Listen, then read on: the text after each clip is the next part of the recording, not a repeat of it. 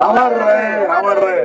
वस्ताद लवजी साहेबांचा विजय असो, डॉक्टर बाबासाहेब आंबेडकरांचा विजय असो, जय लवजी, जय लवजी, छत्रपती शिवाजी महाराजांचा विजय असो. जास्त वेळ घेणार नाही आणि बाकी वक्ते सुद्धा इथे आहेत. आपण साठे लोकशाहीर अण्णाभाऊ साठेच्या जयंतीच्या सर्वप्रथम मी सगळ्यांना शुभेच्छा देतो. आणि लोकशाहीर अण्णाभाऊ साठे हे गोरगरीब शोषित पीडित या लोकांच्यासाठी न्याय देण्यासाठी त्यांनी त्या काळामध्ये आंदोलन केले, लढले ते. आणि आज आपण त्या जयंतीचा आज उत्साह तुम्हाला दिसत आहे. फक्त फोटो काढून जयंती साजरा करण्यापेक्षा त्यांनी त्यांचे विचार मांडले, त्यांनी ज्या समाजासाठी काम केलं त्या समाजासाठी आपण काय करू शकतो का याचं अवलोकन करण्याचा आजचा दिवस आहे.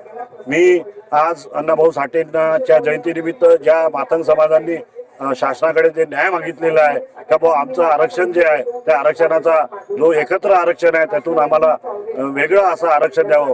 मी आमचे मुख्यमंत्री देवाभाऊ आणि सरकार यांना विनंती करतो त्या आज प्रत्येक मुलगा हा एका आरक्षणामुळे पुढे आलेला आहे. प्रत्येक समाजातला एक माणसं आरक्षणामुळे आले आहे, तर त्यांना एक वेगळं आरक्षण मिळाल्यास त्यांच्या समाजाची प्रगती होईल असं मला वाटते. तरी सरकारने याकडे लक्ष द्यावे. आणि अण्णाभाऊ साठे हे लोकशाही म्हणजे लोकांना न्याय कसा मिळेल म्हणजे लोकशाहीच्या पद्धतीने त्यांनी जे कामं केलेले आहेत, त्यांनी जे जन आंदोलन केलेले आहे ते अण्णांना आठवणून ठेवण्यालायक आहे. मी सर्वांना अण्णाभाऊ साठेच्या जयंती शुभेच्छा देतो. आणि अण्णाभाऊ साठेच्या जयंतीनिमित्त त्यांचे विचार खालच्या स्तराच्या लोकांपर्यंत कसे पोहोचतील, कसं आपण आंदोलन करू याबद्दल सर्व समाजाने विचार करावा असं मी या ठिकाणी नमूद करू इच्छितो.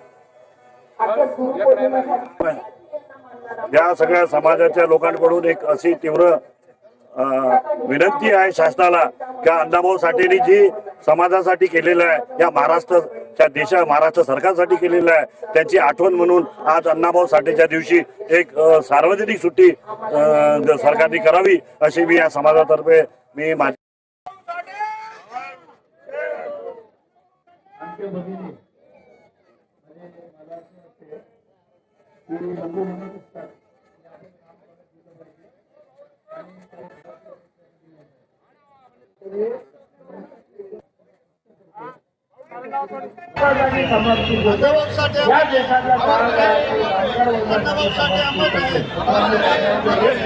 की त्यांच्या आपण काहीतरी शिकलं पाहिजे. आज आपण काय सांगणार आहात जयंतीनिमित्त? माझं नाव शंकरराव वानखेडे आहे. मी ज्येष्ठ समाजसेवक नागपूर. अण्णाभाऊ साठे यांनी त्यांचं जे लिखाण होतं ते वास्तव लिखाण होतं आणि त्यांनी गोर गरिबी व वंचित ज्या लोकांवर अन्यायग्रस्त होते अशा लोकांवर आपलं लिखाण दिलं.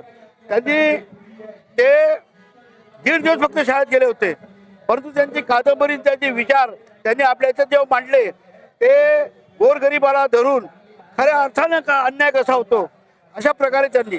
त्याचप्रमाणे हे मुंबई एक गुजरातमध्ये जाणार होती तेव्हा अण्णाभाऊ साठेंनी त्यांनी मोरारजी देसाई यांनी एक त्याच्यावर बंधन आणलं होतं की जे बी या संदर्भात भाषणे देतील त्याला जेलमध्ये टाका. तेव्हा अण्णाभाऊ साठे यांना गायनाच्या शाहिरीच्या माध्यमातून माझी महिना गावाला राहिली आणि त्या शाहिरीच्या माध्यमातून त्यांनी अण्णाभाऊंनी या स्वातंत्र्य महाराष्ट्र स्वातंत्र्य लढ्यामध्ये आपली हे दिली, हाजरी दिली. आणि त्यांच्या त्याच्यामुळे आज मुंबईची राजधानी, मुंबई जी आहे राजधानी आहे हे महाराष्ट्रामध्ये जे आहे हे अण्णाभाऊ साठेंनी घेतलेले त्यावेळेचे परिश्रम आहे. हे आपला जास्त वेळ घेणार नाही. एवढं म्हणून माझे 2 शब्द थांबतो. धन्यवाद. मी युवा वर्गांना संदेश देतो की त्यांनी शिका, संघटितपणे संघर्ष करा. शिकल्याशिवाय आता जगात काहीच राहिलं नाही. तुम्ही जेवढे शिकाल तेवढी तुमची किंमत वाढेल. जर शिकले नाही तर तुमचं कोणीच दखल घेणार नाही.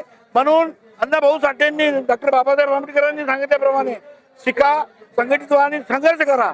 एवढंच बोलून मी आज समाप्त करतो. मला कोणी म्हटलं की माझे मॅडम 4 व्हीलर आहे का फॉर्च्युनर, मी तर मारवाडी आहे पण माझे चौथं ऍक्टिव्ह आहे फॉर्च्युनर नाही. मी तर पूर्ण विदर्भ पूर्ण नागपूर आजकाल ऍक्टिव्हानीच फिरतो. सर्वसामान्य आहे. स्वप्न बनायचं तो खूप मोठं पण पैसा नव्हता तर काही पण केलं म्हणून आज तुमच्यासारख्या विद्यार्थ्यांचं नेतृत्व करत आहे.